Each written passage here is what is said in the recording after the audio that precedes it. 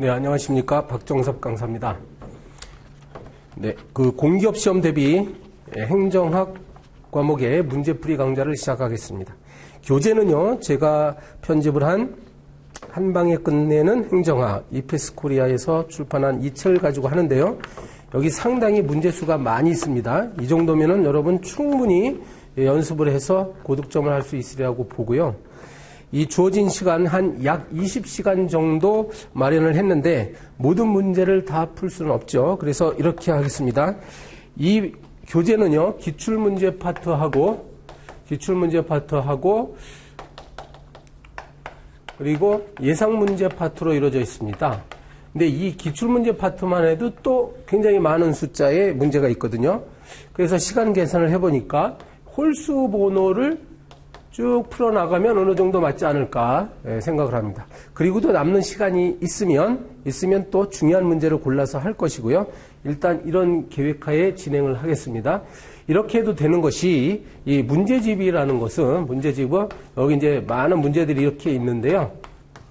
지금 이 주변에 있는 문제들은 거의 주제가 같아요. 그죠? 그러니까 모든 문제를 풀지 않고 이렇게 홀수 번호 이렇게 풀어나가도 결국은 모든 문제를 다 커버할 수 있다고 저는 봐요. 그래서 이렇게 됩니다. 여러분, 제가 풀지 않은 짝수 번호는 이제 여러분이 푸시면 됩니다. 그리고 기출문제들이 좋으니까 그동안 각종 시험에서 나왔던 기출문제를 풀면 실제로 이제 공기업 시험에서 나오는 것도 결국은 이러한 문제들을 응용해서 나오니까 여러분 아무런 문제점이 없이 대비할 수 있으라고 생각을 합니다. 그리고요, 이 강좌는 이제 문제풀이 강좌잖아요. 그러니까 여러분 기본적인 이론 공부가 약간 되신 분을 현재로 합니다. 물론 이제 행정학을 전공하신 분은 상관없는데 무조건 지금 문제 파트로 들어가게 되면 다소 무리가 있습니다. 제가 최대한 친절하게 설명을 해드린다고 하더라도 전체적인 행정학의 전체적인 체계와 윤곽을 잡고서 문제를 푸셔야 돼요. 그죠? 그래서 이 정도 기본서 내용을 제 기본 이론 강좌를 먼저 들으신 분이 당연히 이제 이 문제풀이를 이제 들어오셔야 되는 것이고, 어떤 다른 강좌를 들으셨다 하더라도 윤곽을 잡으신 다음에 객관식 문제가 떴을 때 이게 그 전체 기본 이론 중에 어느 파트에서 나오는 문제다, 이 정도만 아셔도 충분히 이 문제풀이 강좌에 임하실 수 있습니다. 일단 아셨죠? 네, 여러분. 그러니까 준비가 안 되신 분들은 기본 이론 공부를 먼저 하시기를 권해드리겠습니다. 자, 그러면 우리 1번부터 하실까요? 네, 12페이지의 1번입니다. 정부의 기능에 대한 설명으로 옳지 않은 것은, 정부가 거기 보시듯이 기능이 많죠. 기획 기능, 규제 기능, 정책 결정, 조작 및 지원 기능, 많은 것들을 한단 말이죠. 첫 번째로 기획이라는 것은 플랜이죠. 플랜. 따라서 정책 결정, 어떤 정책을 펼 것인가에 대한 결정, 그리고 그것에 대한 세부적인 계획 수립을 말합니다. 맞죠? 그 다음에 규제 기능은, 규제라는 것은 국민인 개인이나 집단들의 행동을 좀 제한하는 내용을 규제정책이라고 합니다. 하지 말라는 거죠. 그래서 국민들의 생활을 일률적으로 제한하는 기능을 말합니다. 맞고요.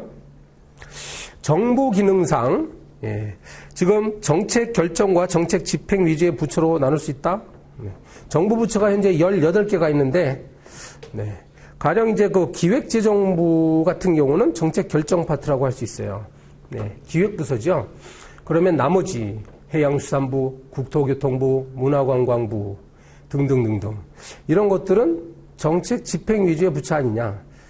근데 관점에 따라서 사실은 문화관광부나 해양수산부도 사실 그 안에 보면 또 정책 결정 파트가 있고, 정책을 집행하는 파트가 있습니다.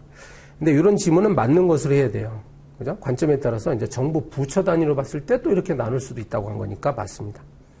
4번에 조작 및 지원 기능이 있어요. 국민 생활을 윤택하게 뭔가 도와주는 행위들을 말하는데, 정부가 직접 사업을 할 수도 있습니다. 정부기업 제도가 있죠. 정부기업을 통해서 할 수도 있고, 그 다음에 공기업을 설정해서도 할 수 있지. 틀렸네요. 그래서 정부가 직접 사업의 주체가 될 수도 있습니다. 않고가 틀렸죠. 간접적으로 지원하는 기능은 당연히 있고요. 중재 기능은 이제 뭔가 분쟁이 발생했을 때 그걸 중간에 서서 조정하고 심판자 역할을 하는 것이 중재 기능이잖아요. 그래서 5번도 맞습니다. 네, 정답은 4번입니다. 자, 3번 문제. 현대 민주주의 국가에서 정부와 시민사회의 관계에 대한 설명으로 적절하지 않은 것은, 자, 정부와 시민 나왔어요. 정부와 시민. 이제 국가가 이렇게 있다면, 국가의 영역이 이거라고 한다면, 이거 크게 정부 파트와 시민사회 파트로 이렇게 나눌 수 있는 거예요. 요 비중이 어느 쪽이 크냐에 따라 가지고, 네, 큰 정부, 작은 정부 이렇게 나눠지고, 시대적으로 보면 요 파트가 컸을 때가 있고, 언제 컸어요? 20세기 한 세기 동안 굉장히 컸죠. 시민사회가 큰 적도 있습니다. 18세기, 19세기 이경.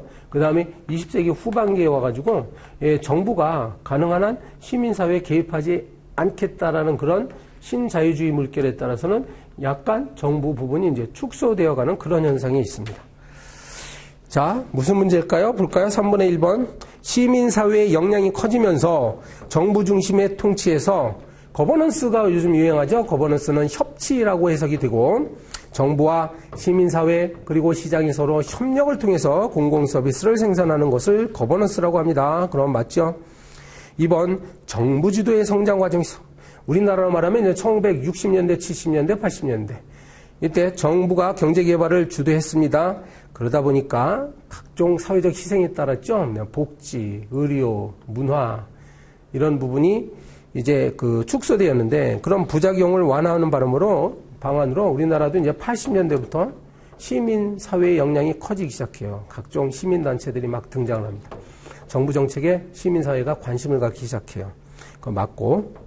3번. 시민의식이 성숙되고 시민의 참여 욕구가 증대하면서 정부와 시민사회의 새로운 파트너십, 이게 바로 거버넌스적 관점이에요. 파트너, 협력한다는 얘기죠. 4번.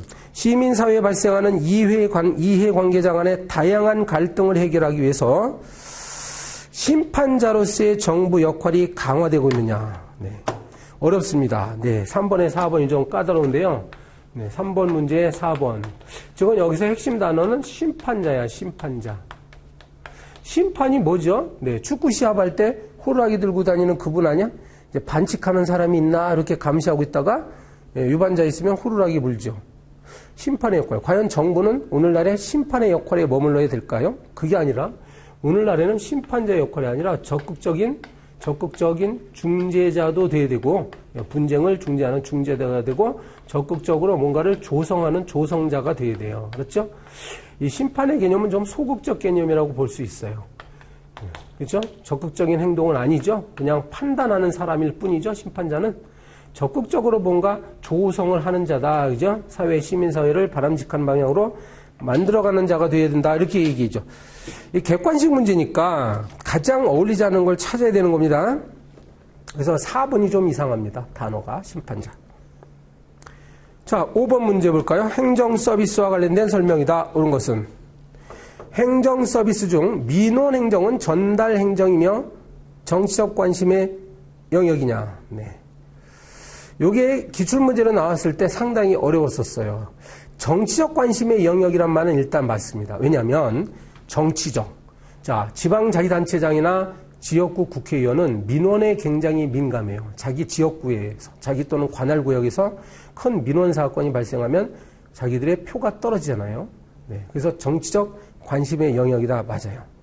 그 다음에 전달적 행정이라는 말은 잘 쓰는 말이 아닙니다. 전달. 아마도 국민들의 그동안 어려움을 행정기관에게 이렇게 민원 행정이라는 통로를 통해서 전하는 거 아니냐 이거지. 그래서 전달적 행정은 이때 맞는 지문으로 처리가 됐었습니다. 전달 행정. 민원이라는 것은 전달하는 것이다.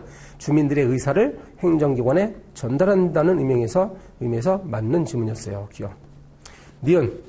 행정 서비스는 시민들의 일상생활에 직결되는 민원 중심의 서비스의 특징을 지니고 있다. 틀릴 부분이 없죠. 네, 민원 중심 행정 서비스죠. 행정 서비스는 중앙행정기관뿐만 아니라 지역에 설치된 특별지방행정기관, 네, 여기에 해당하는 것이 경찰서, 세무서, 보훈처 등이 있습니다. 여기는 국가기관이에요. 국가가 지역 단위에서 행정을 펼치는데 특별지방행정기관이라고 합니다.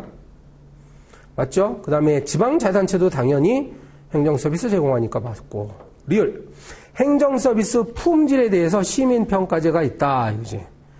네. 고객의 만족도를 조사합니다. 지금은 정부들도 마찬가지 기업처럼. 이건 바로 시민들을 고객으로 보고 고객지향적인 행정서비스 구현을 위한 것이지요. 네.